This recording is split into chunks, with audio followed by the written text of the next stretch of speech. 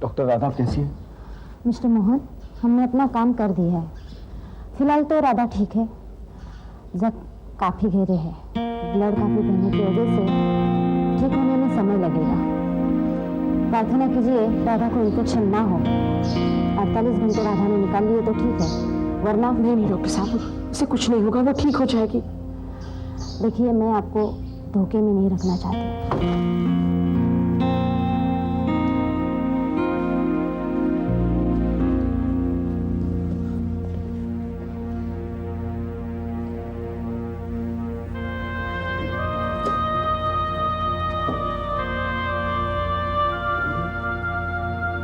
बेटा, तुम्हें इस तरह हिम्मत हारेगा तो हमारा क्या होगा बेटा?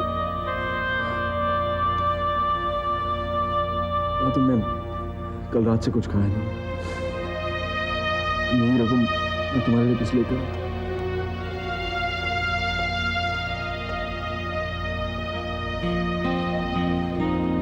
भगवान, मोहन राधा के बगैर नहीं रह सकता। तुम्हें राधा की जान बचानी ही होगी। बेचारी राधा ने अपनी जिंदगी में सिवाय दुख के कुछ भी नहीं पाया।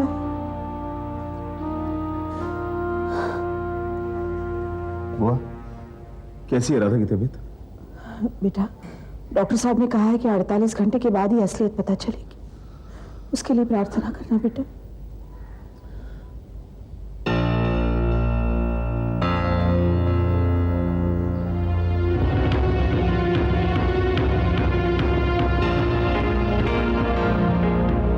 को इस हालत में पहुंचाने वाले तू और तेरा बाप। तू यहाँ आया कैसे? किसने आने दिया तुझे? देखो मोहन, मेरी बात तो सुनो। बोल। मैं तुम्हारी इस हरकत का जवाब अभी दे सकता हूँ, लेकिन अरे क्या चला? तुम जानती नहीं हो, राधा को मरवाने वाले यही लोग हैं। आज इन्हीं की वजह से राधा जिंदगी और मौत को समझने की छोड़। मोहन, ये क्या पागलपन है? अरे ये राधा की खैरियत पूछने के लिए यहाँ आया है। ये अपने बाप से लड़कर अपना घर छोड़कर यहाँ आया है। इसमें भी इसकी कोई चाल होगी माँ। ये मुझे राधा से अलग करना चाहता है। पृथ्वी मामा ने तो राधा को दुनिया छोड़ने पर मजबूर कर दिया था, और ये यहाँ मुझे रोता और तड़पता हुआ देखने आया। नहीं मोहन, मैं वो धनराज नहीं रहा जो तुम्हें कदम कदम पर तकलीफ देकर खुश होता था। मैं यहाँ राधा के लिए और तुम्हारे लिए आया हूं। मैंने अपना घर छोड़ दिया। मेरे पिता ने जो गलती की उसकी सजा मैं भी उन्हें दूंगा। मोहन, तुम मेरा विश्वास करो या ना करो, लेकिन मैं वो धनराज नहीं रहा। हाँ मोहन, धनराज बिल्कुल सही कह रहा है। मोहन, मैं जिंदगी भर गलतियां करता रहा, लेकिन आज मुझे एहसास हुआ कि तुमसे बुआ सही थी और मेरी मां लक्ष्मी से। मुझे माफ कर दीजिए। राधा की गम की वजह से मैं अपनी सोचने समझने की ताकत खो गई। मैंने बेकार में तुम पर हाथ उठा दिया। मुझे माफ कर। मोहन, तुम में एक बहुत बड़ी खूबी है कि अपनी गलती का एहसास फौरन कर लेते हो। और मुझे देखो, मुझे अपनी गलती का एहसास करने में कितना आसान है। जो हो गया उसे भूल जाओ।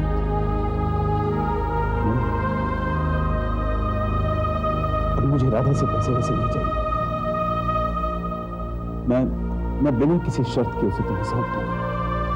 राधा तुम्हारी थी और तुम्हारी रहेगी, लेकिन राधा की हालत बहुत नाजुक है। मोहन, तुम चिंता मत करो। मुझे भगवान पर पूरा भरोसा है, वो राधा को जल्दी ठीक करेगा। हेलो। हाँ सर, 1 मिनट में बुलाता हूँ, प्लीज। सर, मिनिस्टर साहब का फोन है आपके लिए।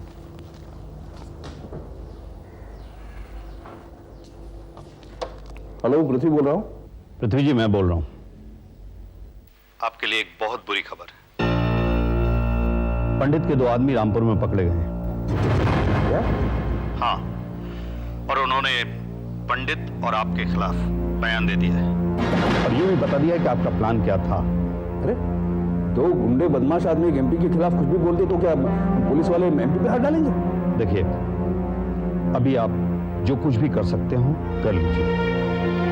एक बार अगर पुलिस की गिरफ्त में आप आ गए तो ना आप कुछ कर सकेंगे ना मैं कुछ कर सकूंगा। मिनिस्टर साहब, मैं खुद निपट लूंगा। बाय।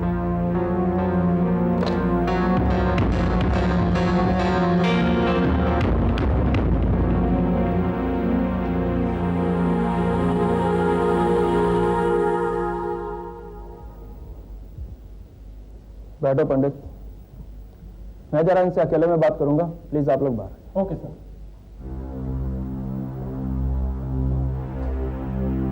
कमिश्नर साहब, आप क्या बात करना चाहते हैं? देखो पंडित, मेरे पास फालतू समय तो है नहीं कि मैं तुम्हारी बेकार की बातों का जवाब दूं। ये इनको पहचानते हो?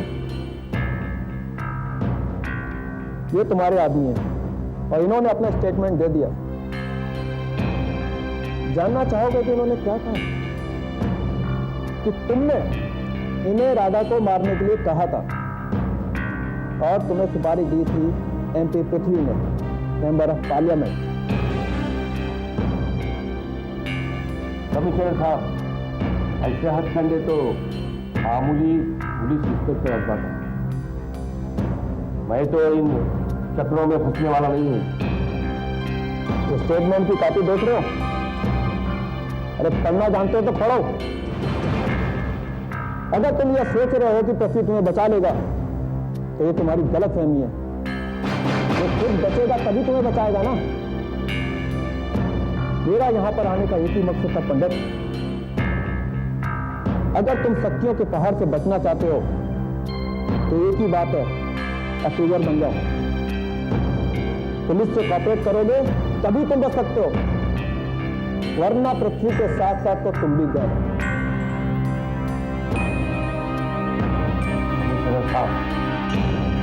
मैंने सोच लिया, मैं वही करूंगा जो आप चाहते हैं। सर, अब आप मुझे परमिशन दे दीजिए। देखो कमिश्नर, मैंने माना कि पंडित अप्रूवर बनने को तैयार हो गया है, लेकिन पृथ्वी पर हाथ डालने से कितनी उलझनें बढ़ सकती हैं ये तुम अच्छी तरह जानते हो। आप ये कहना चाहते हैं कि नेता शक के दायरे में नहीं आते? नेता कानून बनाते हैं तो तोड़ने का हक भी उन्हीं को है? नहीं, बिल्कुल नहीं। लेकिन ये जो पृथ्वी है ना सर, हमें ट्रेनिंग देते समय और शपथ लेते समय यह सिखाया जाता है कि कानून से बढ़कर कोई भी नहीं है। जो जुर्म करता है वो मुजरिम होता है, और मुजरिम ना छोटा होता है ना बड़ा। सर, ये आप जान लें, कोर्ट में पंडित ने मुंह खोला तो पृथ्वी गया। मैं तो आपसे एडवाइस लेने आया था। कानून मैं जानता भी हूं और समझता भी हूं, और मुझे अपनी ताकत का पूरा अंदाजा भी है। अगर मैंने थोड़ी सी भी देर कर दी पृथ्वी पर हाथ डालने की, तो इसकी जिम्मेदारी आप पर रहेगी। मैं चलता हूं। जय। डॉक्टर, कैसी है राधा? अभी तक कोई उपक्रमण नहीं है, पल्स धीमी चल रही है, हम लोग कोशिश कर रहे हैं। लेकिन डॉक्टर साहब, राधा बच तो जाएगी ना? मिस्टर मोहन, अभी मैं कुछ नहीं कह सकती, अभी 24 घंटे बाकी है। हम लोग कोशिश कर रहे हैं, देखते हैं आपकी प्रार्थना क्या चमत्कार दिखाती है। प्लीज आप लोग बैठिए ना।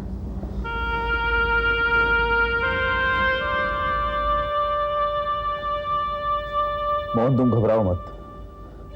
राधा बड़ी हिम्मत वाली लड़की है, वो मौत से लड़ेगी और जीत कर तुम्हारे पास आएगी। बुआ, आप मोहन को घर ले जाइए। नहीं, मैं घर ले जाऊंगा। नहीं मोहन, घर जाकर तू नाश्ता कर ले, मैं भी नहा धोकर मंदिर जाऊंगी। और धनराज है ना यहाँ, तू जल्दी से वापस आना। हाँ हाँ मोहन, मैं हूं ना। प्लीज।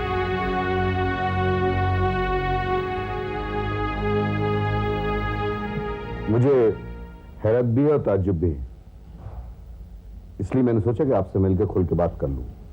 वो कमिश्नर आया था मेरे ऑफिस में, कह रहा था पंडित टूट गया है, स्टेटमेंट देने को तैयार है कि राधा को मारने के लिए आपने ही सुपारी दी थी। कमिश्नर अगर एमपी पे हाथ उठाता है तो पब्लिसिटी उसी की होगी, आप समझाइए उसे। हाँ, आप जानते हैं मिनिस्टर साहब, हमारी पार्टी आपकी पार्टी की मदद करती रहती है। अगर पृथ्वी जी पे कोई बात आएगी, हो सकता है सत्ता आपके हाथ से निकल जाए। ऐसा है, तो कमिश्नर मेरे पास परमिशन मांगने आया था कि मैं पृथ्वी जी की गिरफ्तारी का ऑर्डर दे दूं। आपको उसकी बात पर बिल्कुल विश्वास नहीं करना चाहिए। पृथ्वी जी, कमिश्नर ने बताया कि पंडित ने उसे आपका नाम बताया है, अनऑफिशियली। कहीं बयान दर्ज हो गया तो? मेरी इत्तला के मुताबिक पंडित चुप था और चुप रहेगा। ये मुझे कमिश्नर का कोई गेम लगता है। देखिए, इससे पहले कि उसको कमिश्नर इस बात को आगे बढ़ाए, बेहतर होगा कि आप इसको ट्रांसफर करवा दीजिए। इस पंडित को हम संभाल लेंगे। और वैसे आपके ऑर्डर के खिलाफ पुलिस वाले जा तो नहीं सकते? ये तो इन्हें करना ही पड़ेगा, वरना हम नहीं, ये भी नहीं। सारी मुश्किलों का हल कमीशन, आप इसका ट्रांसफर करवा दीजिए ताकि आप भी बचेंगे और हम। मामला बहुत गर्म हो चुका है। उसे ठंडा कर दीजिए आप। और पंडित की आवाज हम नहीं निकलने देंगे।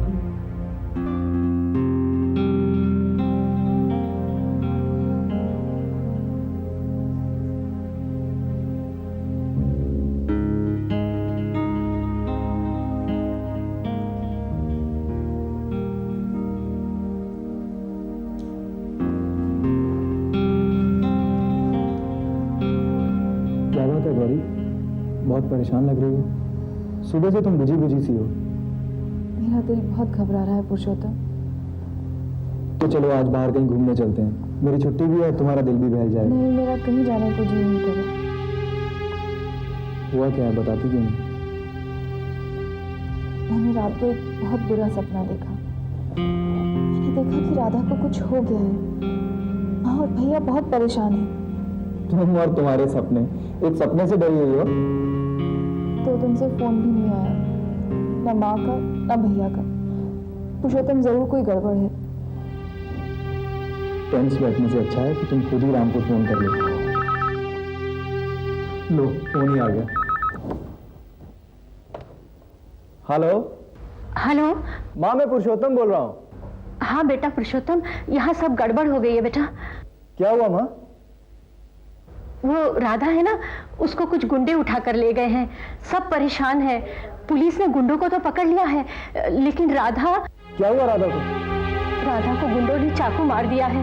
वो हॉस्पिटल में है, जिंदगी और मौत के बीच में झूल रही है बेटा। तुम उसके लिए प्रार्थना करना और देखो गौरी का ख्याल रखना। हाँ माँ, माँ तू अपना ख्याल रखना। किसका फोन था? राधा के बारे में क्या बोल रहे थे? बताओ पुरुषोत्तम, हुआ क्या है, बताओ। गौरी, मेरी बात शांति से सुनो। राधा को गुंडे उठा कर ले गए थे, लेकिन पुलिस ने उसे बचा लिया। राधा अभी हॉस्पिटल में जख्मी हालत में है। माँ ने मुझे अभी भी फोन पर बताया। देखा, मैंने तुमसे कहा था ना कि कुछ गड़बड़ है। तो मैं राम को फोन करती।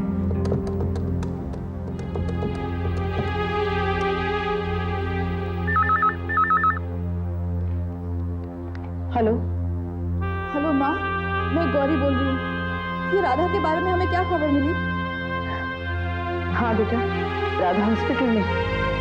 बस अब प्रार्थना करो उसके लिए। नहीं माँ, तुम रो मत। राधा बिल्कुल अच्छी हो जाएगी। माँ, मैं रामपुर आना चाहती हूँ। नहीं बेटा, ऐसी कोई बात नहीं है। और देख, पुरुषोत्तम वहाँ अकेला रह जाएगा। उसकी नई नई नौकरी लग गई है। अगर हमें लगा तो हम तुम्हें फोन करके बताते रहेंगे। हाँ, लेकिन माँ, मैं मेरी बात समझा करो।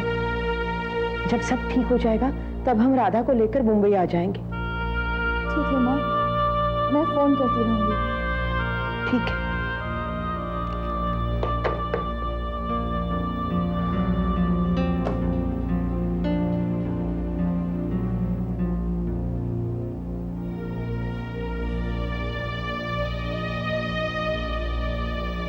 गौरी, तुम चिंता नहीं करना, सब ठीक हो जाएगा।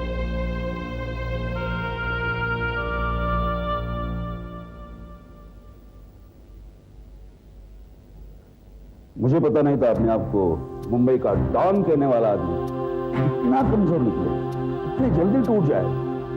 मुझे धोखा देगा और पुलिस का अप्रूवर बन जाएगा। पृथ्वी जी, जब किसी के गले में फंदा पड़ता है तो बचने के रास्ते ढूंढता है। पुलिस के पास सॉलिड एविडेंस है मेरे खिलाफ। मेरा बचना मुश्किल नहीं, बहुत ही मुश्किल है।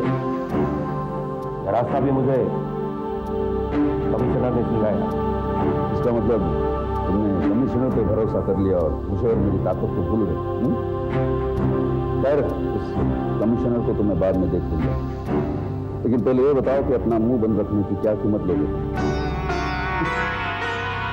अब जब के नैया डूबने वाली है, यह सवाल बेकार है पृथ्वी जी। खैर छोड़ो, ये बताओ क्या लोगे? यहां से आजादी और 5 करोड़ रुपए। 5 करोड़? हाँ पृथ्वी जी, आपकी जान की कीमत बहुत ज्यादा है। 5 करोड़ इसलिए कि इंडिया के बाहर जाऊं और फिर कभी वापस ना आऊं। हाँ, अगर आप सीएम बन गए या फिर होम मिनिस्टर बन गए तो बुला लें। मैं तुम्हारे पासपोर्ट और पैसों की सारी जिम्मेदारी ले लेता हूं, लेकिन मुझे सोचने के लिए थोड़ा वक्त। क्या है, 5 करोड़ खड़े करने के लिए कुछ टाइम तो लगेगा ही ना? ठीक है, आपको शाम तक वक्त दिया, वरना मैं कमिश्नर की कहने पर चलूं।